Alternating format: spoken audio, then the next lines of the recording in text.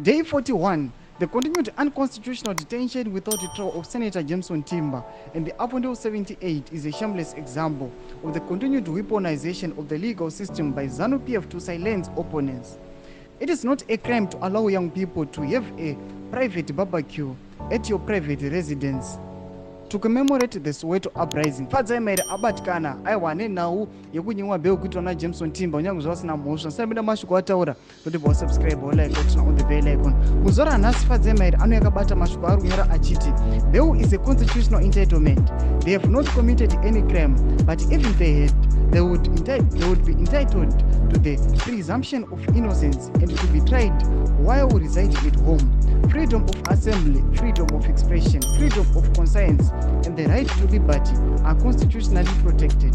We must all speak out against this affront to our constitution. We have seen this script over and over, and it's been evidence of a regime that is declared war on its people. Mashoko acho kana Fadzai mairi achiti aiwa regime iri kutoita war pavanhu vari kutukamirira. Tikuona kuti aiwa vana Jameson Timber vanobatiwa kunyange zvavo tikatimbovati vane mhosva, but vari kuramba vachipochengeta vachinyimwa beu, but ivo originally vasina kana mhosva. Tudze mafungiro enyu muri kudii pamusoro pechiitiko ichi yatoona kuti aiwa mazimbabweans anoopesa mamwe mazimbabweans. Penda kucomment section medu, aiwa musangano subscribe like, turn on the bell icon.